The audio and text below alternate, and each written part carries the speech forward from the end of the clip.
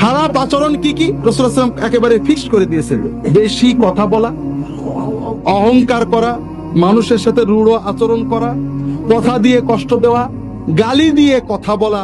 এই ধরনের নির্ধারিত কিছু কাজকে রাসূলুল্লাহ সাল্লাল্লাহু আলাইহি ওয়াসাল্লাম বলেছেন এগুলো খারাপ আচরণ, এইটা যারা করবে তারা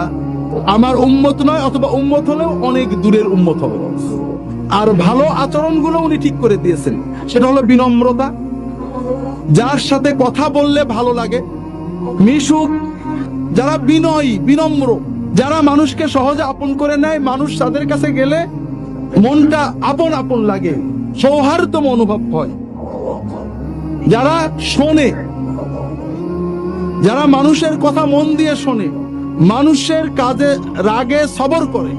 খারাপ আচরণ কি কি রাসূলুল্লাহ সাল্লাল্লাহু আলাইহি ওয়াসাল্লাম একেবারে ফিক্সড করে দিয়েছেন। বেশি কথা বলা, অহংকার করা, মানুষের সাথে রূঢ় আচরণ করা, কথা দিয়ে কষ্ট দেওয়া, গালি দিয়ে কথা বলা, এই ধরনের নির্ধারিত কিছু কাজকে রাসূলুল্লাহ সাল্লাল্লাহু আলাইহি ওয়াসাল্লাম বলেছেন এগুলো খারাপ আচরণ, এইটা যারা করবে তারা আমার উম্মত নয়, অথবা উম্মত হলেও অনেক দূরের উম্মত হবে। আর ভালো আচরণগুলো উনি ঠিক করে দিয়েছেন, সেটা হলো বিনম্রতা, যার সাথে কথা বললে ভালো লাগে, মিশুক, যারা বিনয়ী বিনম্র, যারা মানুষকে সহজে আপন করে নেয়, মানুষ তাদের কাছে গেলে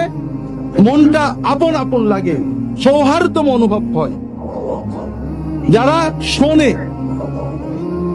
যারা মানুষের কথা মন দিয়ে শোনে, মানুষের কাজে রাগে সবর করে।